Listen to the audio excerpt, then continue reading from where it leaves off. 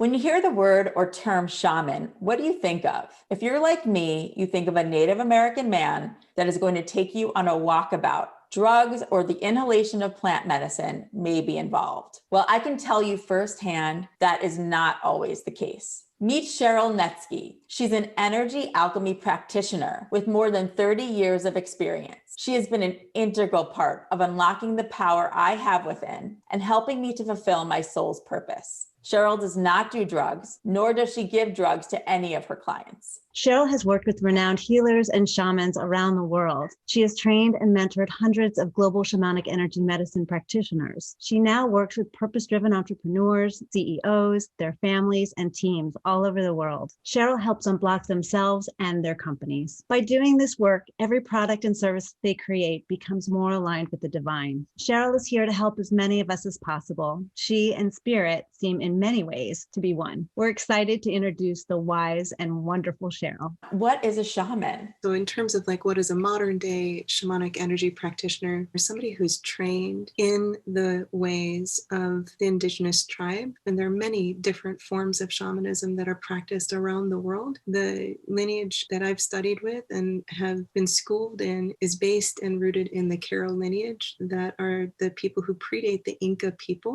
in Peru. And that is part of the work that I practice. So it's a modern day medicine man or woman who is able to connect into the less visible world in order to create true transformation and healing anything from broken bones. Some healers are working to help people heal from cancer. Some people are working to heal the disease of our culture, the inside out, upside down ways, the out of balance ways, to bring us back into a deeper alignment of health. Even in modern shamanism, there is very much an awareness of what science calls one health, which is that humanity's health is connected to the planet's health, is connected to the tree's health, is connected to the animal's health. It's one health. We're not separate from. You can't cut down tear down or burn down the rainforest, which is our primary source of oxygen, and have it not affect human life. So in traditional terms, before Western medicine, we lived in tribes. And in every tribe, there was someone who was the healer in the tribe. So it was the medicine man or woman who often had suffered some kind of hardship in their life earlier, like maybe they were the child that fell out of the tree and broke their arm, or maybe they were the one who got bit by a snake and somehow alchemized the poison and lived. So in a certain way, it's kind of like the Harry Potter story, like he was the child that lived, right?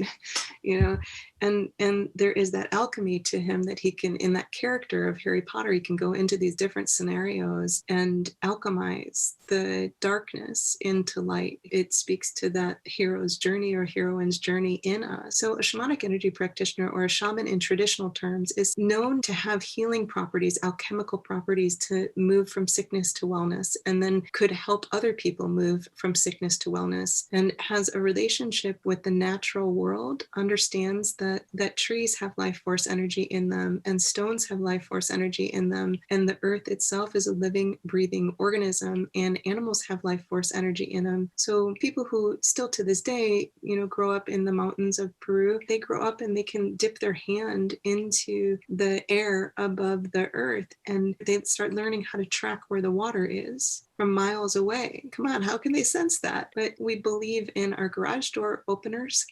We push a button and there's these radio waves that then open the garage door. How could a species like humanity create something like a garage door opener or a TV remote control that sends waves of energy across time and space in less visible ways and have an action happen? How could we create that if the original matrix for that did not already exist? So shamanic energy practitioners were the healers of the tribe. They could sense the less visible world, and they could create shifts and change, and they could track across time, backwards and forwards in time, to sense things like where water was, which if you have a herd of llama and you need to get them to water, it's a very practical tool. And then for you, taking that definition of both traditional and modern shamanic practice, and then who you are. You like to say that you're an energy alchemy teacher. What does that mean? Alchemy means a transformation. So it's taking something from a solid state to a liquid or an ether state. So like an ice cube, like we put water in the freezer and it goes from a liquid state to a solid state, right? Or we put that same ice cube in a pot, we can put heat on it and we can melt it from a solid state to a liquid state to an ether state. Well, sometimes the imprints that we have in our body, it can lead people to choosing the same abusive relationship over and over and over again. And it can feel like I got this solid imprint in me. My life will never change, which isn't, of course, the truth. But if somebody's been doing that same pattern for 10, 20, 30, 40 years and suffering, it sure can feel solid. And so what an energy alchemy teacher would do or practitioner would do is go in and help the person to release that imprint from that solid state to that liquid state to the ethers so that it doesn't live in them in the same way. So it's about transformation. For some people who are so new to this language, I think it's helpful for them to have a good definition of it. So thank you. And people should know I've worked with Sheryl and I've gotten to know her over several years, and she is one of the most powerful people that I've ever met. How do you sense energy and how can others sense it? I am multisensory in how I experience the energetic vibrational world. Vibrational is, I think, a way to help understand energy in the terms that we're talking about it. It's that energy vibrates. And when you have sensitivities to that and pattern recognition with that, you can begin to sense the different vibratory qualities of energy. So I sense it multisensory, which means I see energy, I hear energy, I smell energy, something called empathic, which means that you feel what's happening in other people's systems as if it's happening in your own. In terms of how can anybody sense energy? Everybody listening to this call today senses energy. Everybody on the planet senses energy. Some of us sense it more. Some of us are more attuned and awake to feeling it. Some of us are more attuned and awake to seeing it. And when I talk about seeing energy, a lot of people have a deep fascination with this because our culture and our vestibular systems are sight oriented. So seeing is believing. So even the name of your show, Seeking, it's a sight-based concept, right? So we really value seeing. So the concept that somebody could see the less visible world feels like something that everybody wants. Like everybody wants that way of knowing in the world. Most people come in seeing energy, but because it's not affirmed or validated, there's not language for it, and it gets kind of just pressed down and suppressed. It's a little bit like looking at a 3D image, and some people could see like the man's face pop out of the image, and other people are like, I don't see it. And then all of a sudden something clicks and you can see it. And seeing energy is like that. It's there all the time, but it's almost like somebody just pulls up a veil. So you might start seeing light auras around a tree or around somebody's face or body or head. You might start noticing even just subtle things, like some people you want to be closer to and some people you want to stand farther away from. How many of us have walked into a room where people have been talking about us, but we didn't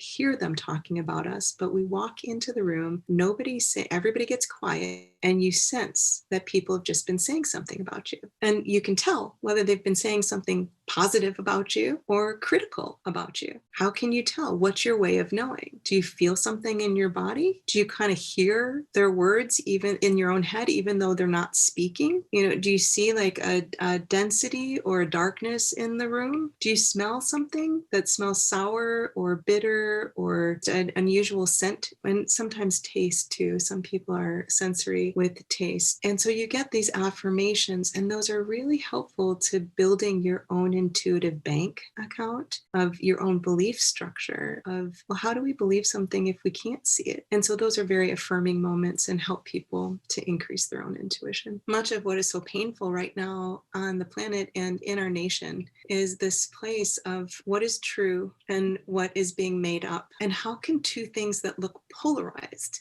both be true? Like how can that be? Mm-hmm. And if they're not both true, then do we have to go into denial to believe one side or the other? And gosh, denial can be so familiar. How do you answer that question, Cheryl, from a spiritual perspective? I think that there is a resonance to truth. We can hear the resonance of truth. When somebody says something, because the words are containers that hold the vibration of the divine. Some people who may be listening or watching may be thinking, well, what if I don't know? Like, what if I don't know what truth sounds like? How do I figure it out? And I think there's this place of inside of us, there's this little voice, that every time we listen to it, when it kind of taps us on the shoulder and says, hey, you really want to listen to Latin music, or hey, you really want to watercolor paint. That little voice. And then there might be this other voice in us that says, yeah, you don't have time for that. Mm-hmm. Yeah, I don't know. Like, it's not going to be productive. Like watercolor painting, I mean, what are you going to get out of that? Like, you've got dishes to clean and you've got work to do and you've got children to tend to, or all these other things you need to do, put it aside. And so it's this beautiful journey of like, well, if we're always listening, which voice are we listening to? Mm-hmm. And how do we, every time we listen to that depth of us that is speaking through that divinity itself, through us, to us all the time, every day, every time we listen, it gets stronger. Every time we ignore it, what we've done, like whatever we do, there's a beautiful teacher, Buddhist meditation teacher, Pema Chodron, and she has this beautiful phrase. She says, whatever we do, we strengthen. So if we're going to listen to that bullying voice inside of us that says, oh, you don't have time for that. You don't have time for your joy.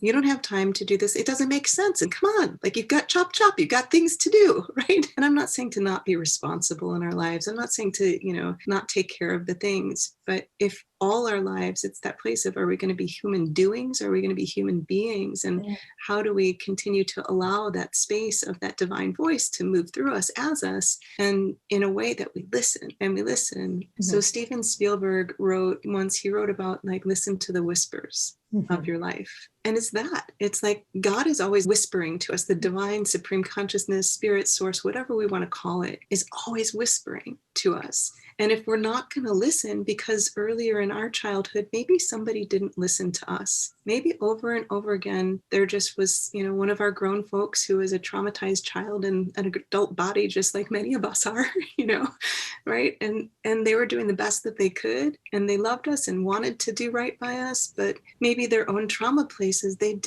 were so preoccupied with whatever challenges were on their plate, they couldn't really listen. So then we patterned, don't listen to yourself. Mm-hmm. Listen to the outside, do what other people want you to do, but don't listen to yourself. What it becomes is a call to action. What it becomes is, like, if we're going to listen to other people's wishes for us for our whole lives, guess what our lives are going to look like? We're going to get farther and farther from that divine source energy whisper inside of us.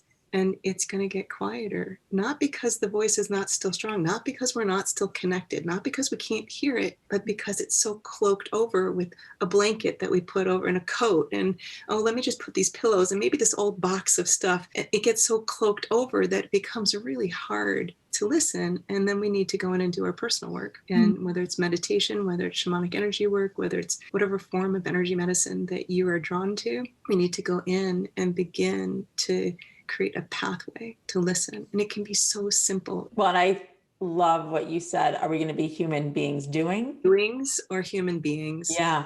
That was speaking loud and clear to me. And I think probably to a lot of people right now, because I think we do a lot of doing to avoid looking at ourselves and looking at all those truths. It's so much easier to do than really take that time to go within and listen. Definitely. And how did you recognize that you had these gifts? I got really drawn to yoga and really wanted to study yoga. And it was before yoga was popular. So this was over 20 years ago. When I started really studying deeply, things started healing in my own body. And I became quite fascinated. And I wanted to understand, like, how is this happening? It made no academic sense. I was one of those straight A kind of academic students, and yet it was real and it was happening. And I became deeply, deeply curious and studied as a yoga instructor. What started happening was I was standing in a yoga class, and we began with an opening invocation. And when we began with that invocation, I looked across the room and I could see the lines of energy on the man across from me. And I could see where it was blocked and where it was flowing. And I could see at his knee, it was not flowing, but in other parts of his body, it was flowing. And it looked like I was was looking at a meridian map. And there was a moment of deep fascination. And I was scared to look away, honestly, because I didn't want to lose the ability to see. But I did have the courage to look away and look at other people. And what I saw was that I could see that same energetic on other people too. And I could see where the energy was moving and where it was stuck.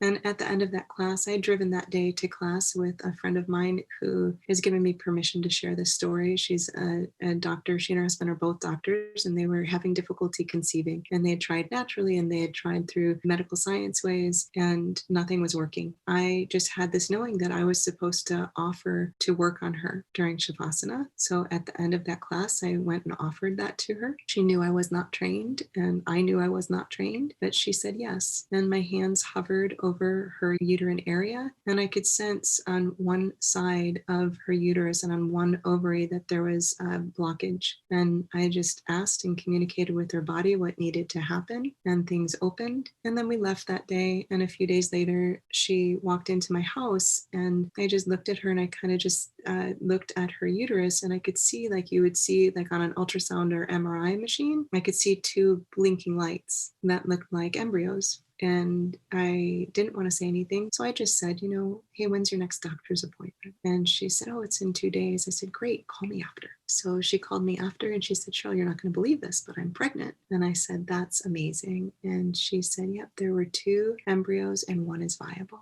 And his name is Graham, and he is now 16 or 17 years old. That's when I first realized, and then in hindsight, I was able to kind of unpack and put it all together of how the skills develop. I listened and I studied, and I let myself be drawn to what I was organically drawn to. And I also was reading lots of books that were spiritual in nature that I was also drawn to, and something opened. I got to see that there was a real service that was provided to this couple that deeply, deeply wanted a child. And so I got to see the value of listening and offering and showing up. So inspiring how you had the courage to follow your inspiration. What's also helpful for others to hear too, you had some inklings of this gift from when you were young. In childhood, how we learn to unpack our ways of knowing and begin to trust them is a lifelong journey. Sometimes people start to download through dream time. So I was a very young girl, and I woke up one morning and went to the kitchen, and my family was in the kitchen. And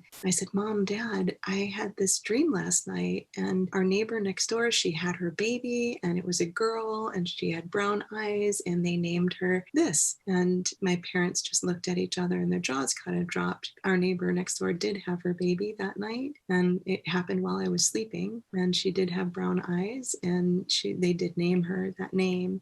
Again, it wasn't like everybody in my household was celebrating that I had these knowings. I really didn't know if I was in trouble or not from the look my parents gave each other. I was so little, right? But we have these ways that we're connected all the time. So I share that story in hopes that maybe somebody else, it jars a memory for someone of their own knowingness. Now, we need to be full of care when we're interpreting dreams, because it doesn't necessarily, there's different textures, and that's a whole nother conversation for another time. They're not always that literal, and they're frequently not that literal. Flash forward, my father's family came from a whole lineage of costume designers in Europe, and so he was the one who took me shopping most of the time. And there was a whole training that happened that I wasn't aware of at the time, but I would go to one rack and I would pick up a sweater, and he would say, no, that has Angora in it. That's rabbit hair.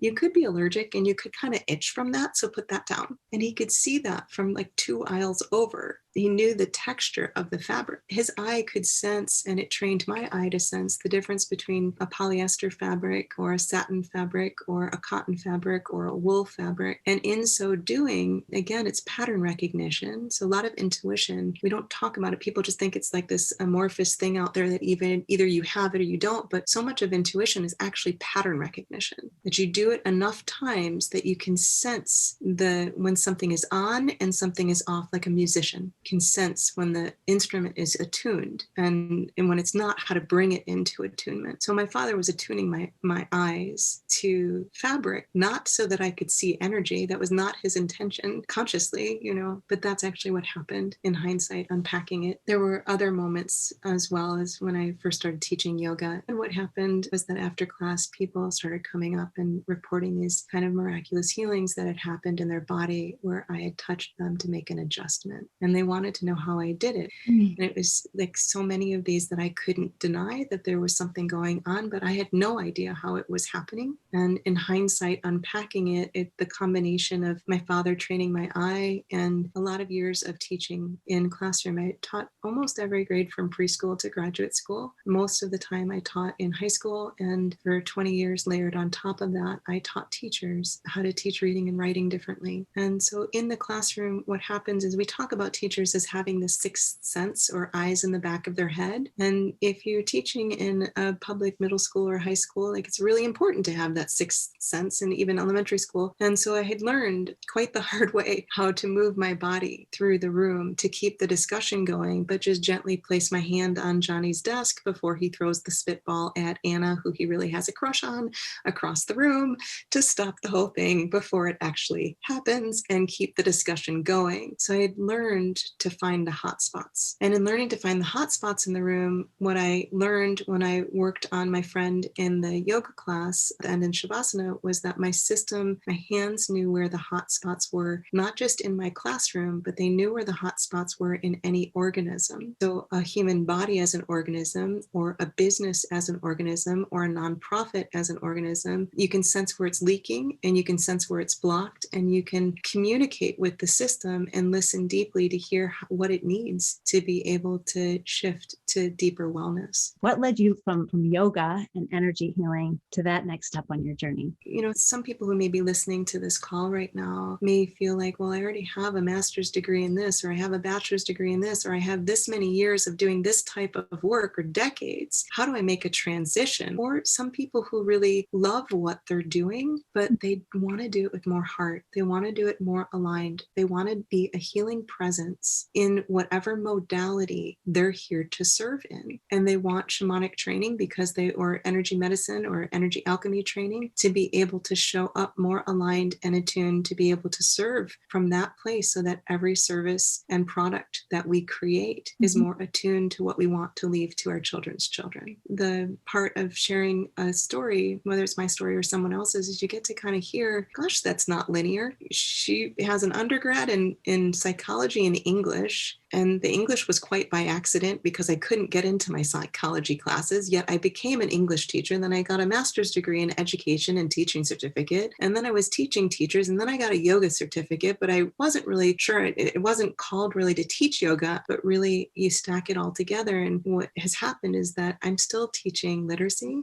I'm teaching energy literacy. I'm teaching how do we learn to read and write our lives as we'd like them to be, not as we were socialized to have them be. A lot of our culture has been inside out, upside down, which we haven't quite talked about yet. But if we've been socialized by a culture that's inside out, upside down, where the values are inside out, upside down, then we don't necessarily want to read and write our lives according to that inside outness, or we will suffer. It's really quite that simple. In terms of what led me into the shamanic practice and path, I was in my own seeking phase, figuring out which form of energy medicine was I most called to. I knew that I had some type of gift that I had to do something with. I knew there were indigenous maps into the places, into the realms that I was traveling into. And I knew that I did not know them yet. And I wanted to learn. And so I prayed. We haven't talked about this yet, but I was trained in meditation when I was 14 or 15 years old by Northwestern University. And that has very much played into my journey. I saw at a very young age that my thoughts affected my physiology. And that was paramount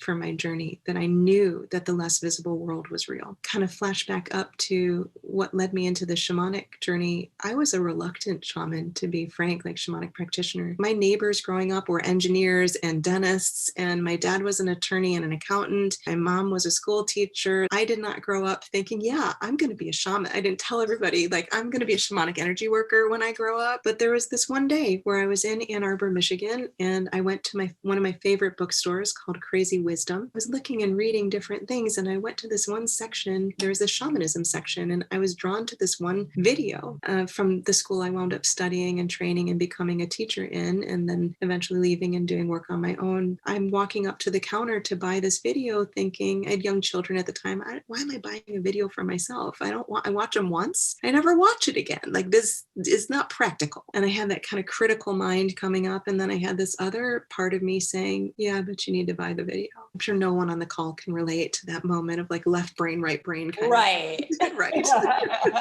Never.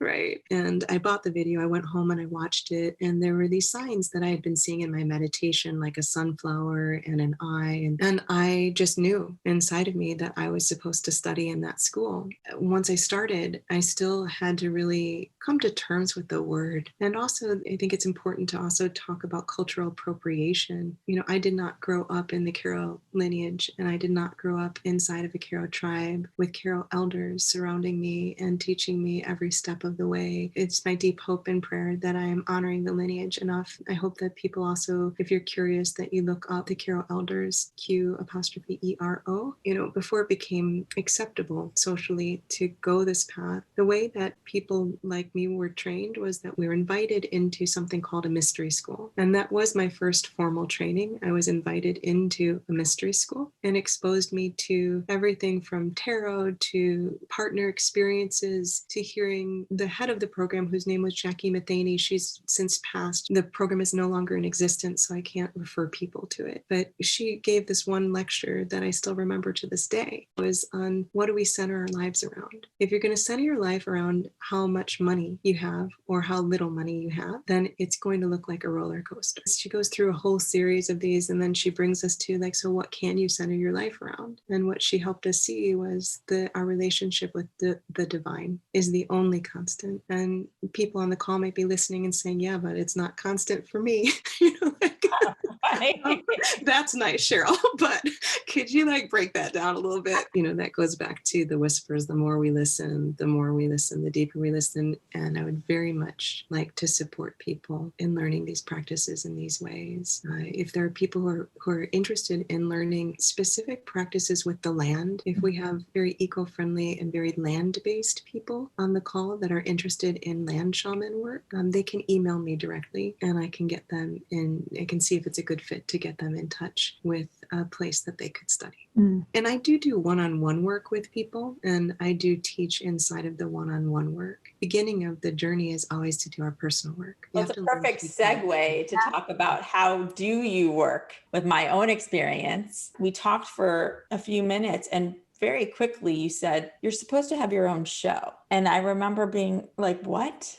How do you know that? I've never told anybody that I wanted to have my own show, but I did. It was at the right time in my life where I was searching for how do I start to fulfill what I came here to do. And it was at that moment when you said that things for me started to click and wheels started to move. And you said, I can help you with that. Just before we go there, I just want to add to what Robyn was saying, because I remember when I had just really started connecting with Robyn at that point, and she was going to see you that weekend. I talked to her right before she left. When she came back, she was able to articulate that to me and everyone she worked with that, no, I'm going to have a show. Like there was a real shift in her whole ability to believe in herself and see that vision after that weekend with you. Yes. And it was doing that work. And I remember you said to me, I can help you with that. And this is how it could work. Think about it. And pretty quickly decided that I wanted to make that commitment to myself. The moment I did, within several hours, you sent me such specific questions about what I wanted to do and how I would do that and why I would do that. I still refer to the answers to those questions today, 2 years later. Everything, including just that very beginning and really letting spirit come through me to answer those questions was such a gift. And then what Karen said, to be able to articulate and then act upon what my soul came here to do. And it's obviously not just about a show, as we all know. It's really about helping awakening people to why they came here and helping to connect them with the right people to help them do that. That's what I came here to do. And you helped me get on the journey and get back on my destiny path, which we can talk about what that is. You helped me do that. Thank you. You're welcome. So let's And I thank you too, by the way, That's right. because I wouldn't be here either. Thank you. So let's talk about how your sessions work. What are some, I know that there's many things that you do, but what are some of the key things that you help people recognize within themselves? Yeah, so sessions generally work. I'm working mostly on Zoom right now, but even prior to the pandemic, I was working mostly on Zoom, to be honest. It's about 95% of my work was remote, either on video or phone call. I don't actually need the video because you're seeing the energetics, right? Inside of a session, first, it's that somebody is listening or hears somebody else's story and feels like, you know what, there's like a calling. I think ultimately is that I'm a soul level ally. And so, when Robyn shares her story and says, I've never told that to anybody, but you heard it within here. And it's not really that I'm so fancy. I would say it's more of is pattern recognition. I've done a lot of hours of this work and I've really been a serious student. It's very much my soul level work to do this work. And you can hear it. You may not have felt like you said it out loud, but it was as if I heard it out loud. In the moment, I was just telling you back what you had told me. So I was a former English teacher. I was trained to hear the theme of the story. So that's what I'm listening to when I'm working one-on-one with somebody, is I'm listening to be an ally. And often we've never had an ally to that part of us. We might have had an ally to our intellect. We might have had an ally to our feelings or emotions. We might have had an ally to our body, but we haven't had necessarily a spirit ally or a soul level ally or an energy ally. And I'm listening and using all of the skills that live in me to hear what is that spirit's journey? What is that person here to do and be, that if at the end of their life, it's not done, they don't get to put like a check in the done box of the life journey.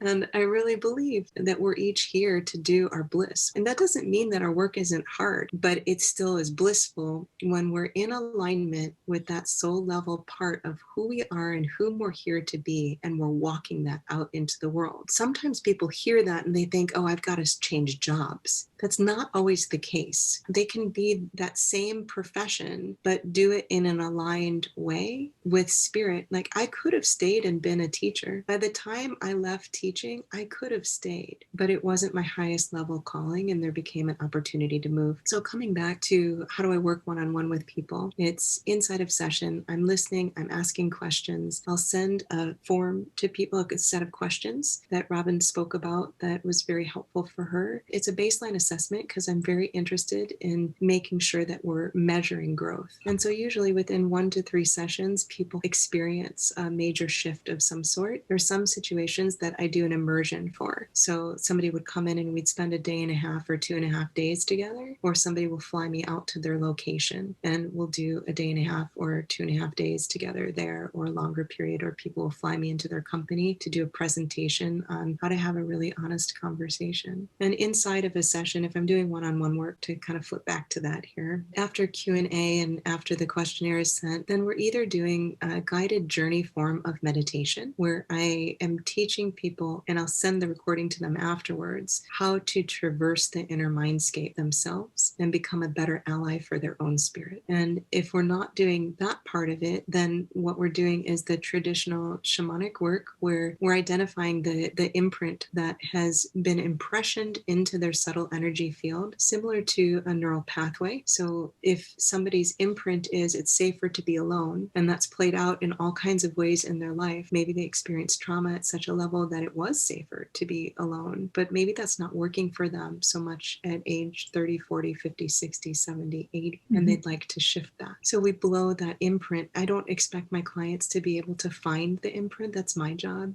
job to track into the whole time I'm asking questions and listening, like what is the impression and the imprint that's been formed, the samskara that's been formed inside of this person, that if this were to be released, their experience of life would be different. Their experience of themselves in life would be different, that they could become a deeper ally for their own spirit and create their lives more like they'd like them to be. We blow that into a stone, a rock. There's something that's called a mesa, but mesa in the Karo tradition means the table at which we sit with the divine. It's a bag of rocks that the shamanic practitioner has done their own healing work with, that they continue to do healing work with, and that they can support others in doing their healing work with. When that stone is placed onto, even remotely on the chakra system, there are practices that are become enabled, like illumination, extraction, soul retrieval, destiny retrieval, that help a person have deeper freedom and have more flow of the energetic inside of them. There's the whole Ghostbuster aspect of this work that we can, talk about there. I tend to demystify it a little bit, to be honest. I'm a science geek. And so I love, if we look at the body and we look at how somebody can pick up a virus or an infection, like if you have a cut in your skin and you roll around in the dirt and dirt gets in it and that dirt has a particular bacteria in it, you can pick up a bacterial infection, right? So in energy, it works the same way, that we can pick up energetic viruses, basically. They're energies that are not entirely us, but they have an affinity and they've gotten in through an opening in our field. And openings in our field can happen due to trauma. It can happen due to stress. It can also happen due to substance use. That substance can push an eject button and it sends some of the yellow liquid, not all of it, and it can blow a hole in the field. So the liquid goes out through the hole in the field and it's out there kind of in cyberspace. And then when the substance wears off, sometimes not all of that yellow liquid that we identify with as self comes back into the body. Sometimes it does, sometimes it doesn't, and often there's still a hole blown in the field. During the time that we were out, we've left the body as a vacuum. We know from the human genome experiment and study and research that 90% of us is not entirely us.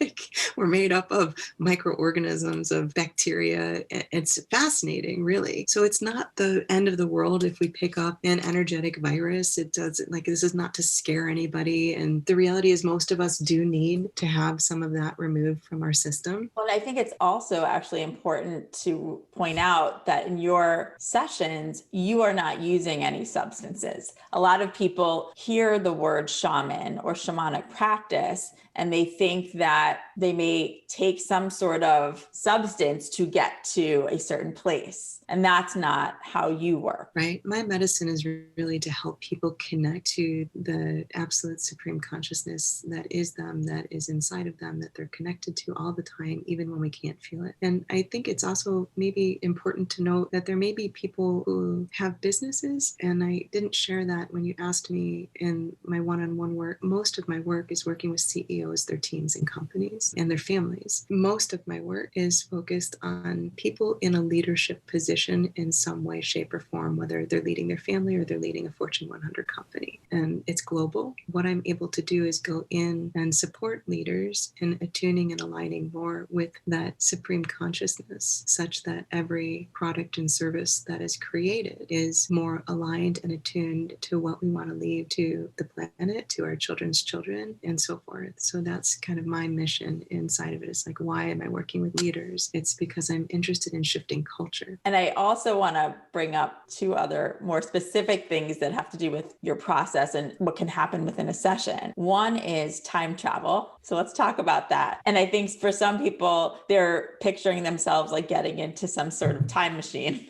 That's what I'm picturing.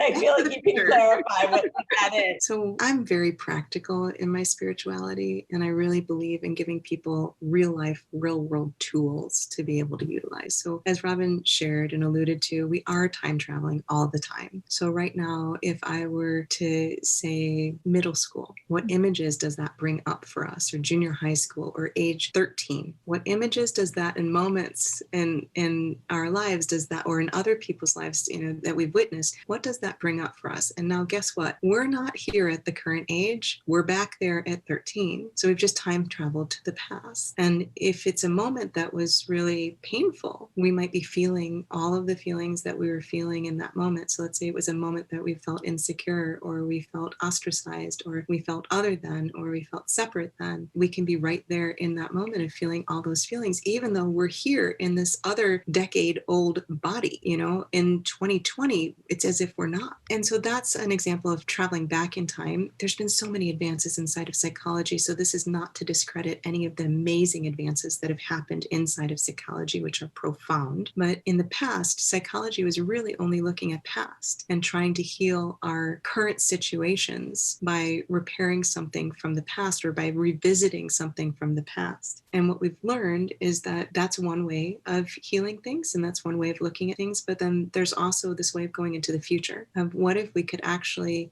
envision ourselves 5 years from now. What if 5 years from now you actually knew, like we all on this call knew, even if we don't have words for it, even if we don't have an image for it, but there was a sense of it. And there was a sense that we were an ally to it, that we were encouraging that. And imagine that we were 5 years out on that journey, that we've already accomplished that. And now we're in the future. So it's this time travel. And then we can take that greatness and bring it back into the present. If you think about it in terms of neural pathways, and I'm not a neuropsychologist and I'm not a neuroscientist, this is my layperson's experience of that. It is as if we're laying down this new trail, as if it's a neural pathway that's now been established of now we have this sense of 5 years from now, we've been a spirit ally for ourselves, that we're living more and more of our purpose, and we've brought it back here now. So that's an example of time travel. Can you just talk for a moment about destiny path and what that means? Some of what I'm about to share, I want to credit to the Four Winds Society and what I learned there. And then some of it is how I've learned kind of on my own. I'm going to go sideways for a minute to answer this question. In the 70s, there was a very popular coffee table art object. And it was this sculpture that if you imagine taking like a stack of thin metal pickup sticks and you glued the bottom of them to a base and the top of it fountained out upward, that's what a destiny tunnel looks like. When we're in alignment and we're feeling joy, we have that inner knowing that we're on our path. Our life might not look exactly like what we want it to yet, but we know that we're aligned with something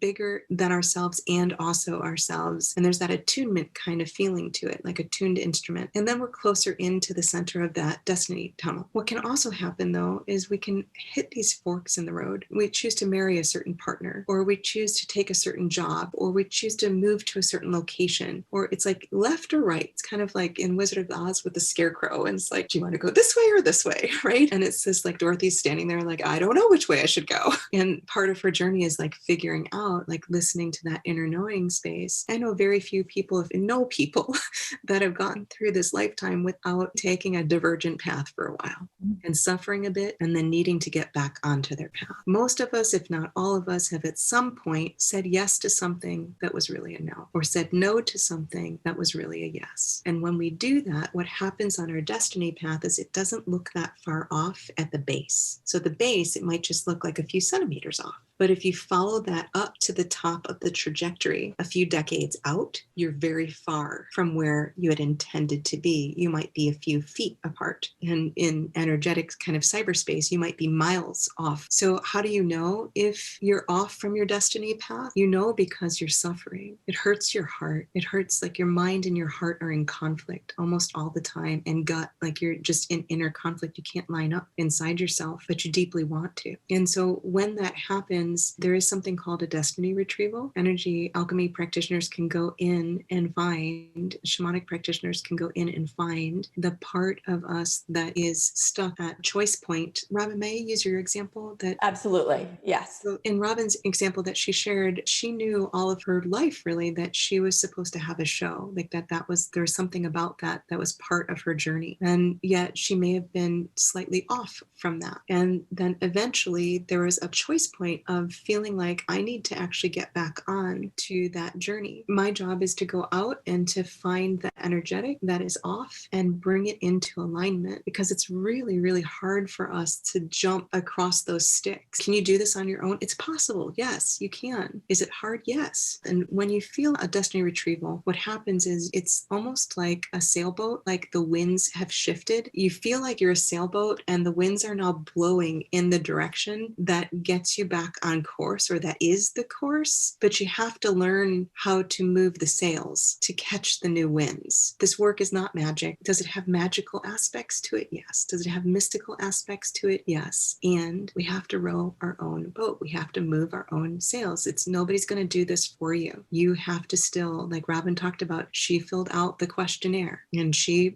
did it intently. And then it became a resource for her years later to still stay on course and move the sails in that direction to catch the winds. Exactly. I love the way that you put that and that visual, because it's so true. You can help get us back on course, but then we have to actually do the work to get there. I'm sure so many people right now are resonating with what you're saying about getting off course and not knowing how to find their way back. They may not even recognize they even had that destiny path in the first place. Yes. And what if even the times when we said yes to a no or no to a yes, we went what seems to be the wrong way on the path was still the right way on the path, because we wouldn't have known, and we wouldn't have learned from suffering. We wouldn't have learned those things that we learned of this is how it feels when you go off path. Like it's all part of the journey, right? I think much of the suffering that's happening is that we don't actually know how to pay attention to ourselves, and we need to learn and pattern new ways. And that leads to then any thoughts or wisdom that you can share with us about what's going on in our world right now in 2020 and moving forward. Yes. So in the Carol ways, they called 2020 the Pachakuri. Pacha meaning infinite time and space. Like many people have heard the word Pachamama, which means infinite time, space, mama, which in part is used to reference to the earth, but it's much more than the earth. Infinite time, space, mama, that is always holding us. So Pachakuri is infinite time, space turning over. So there are a lot of prophecies around 2012. I know we're talking about 2020 right now, but I have to frame it. So we thought that what that was going to look like, here's an hourglass. We'll just turn the hourglass over. 2013, we're good. January 2nd, here we go. And what we learned was that that's not exactly how it works in infinite time space.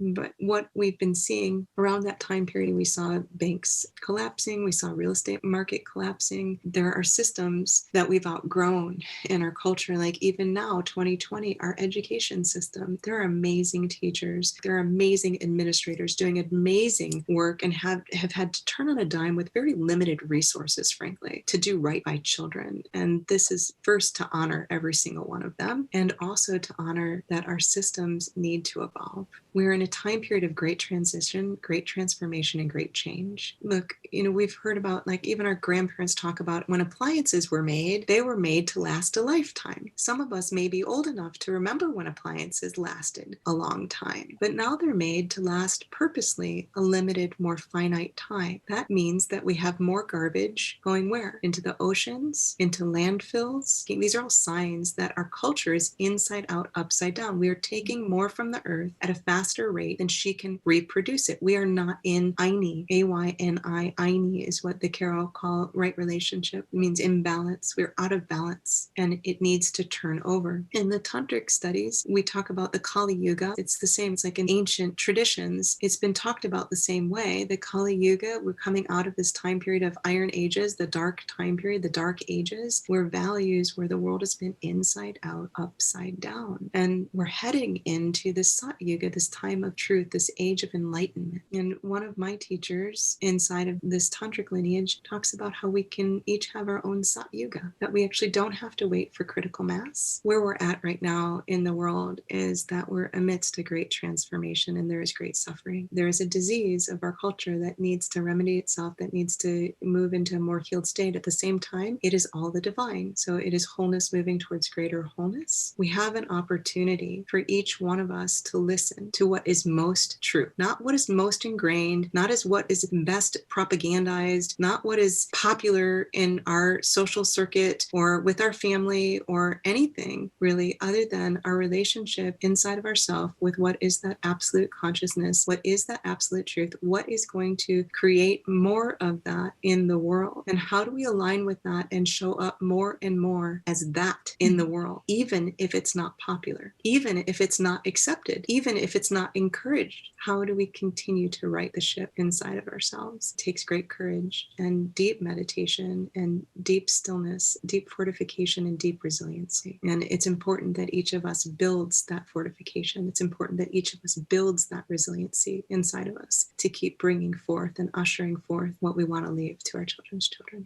Beautiful. Thank you. I used to always say you're the ultimate life coach. You're actually the ultimate soul coach. Mm, Thank you. beautiful. There's a lot that is going to stay with everybody listening and watching today. So thank you so much. We love you. Love you too. Okay, bye guys. Bye. Bye. If you're interested in working with Cheryl, please visit goodenergyheals.com.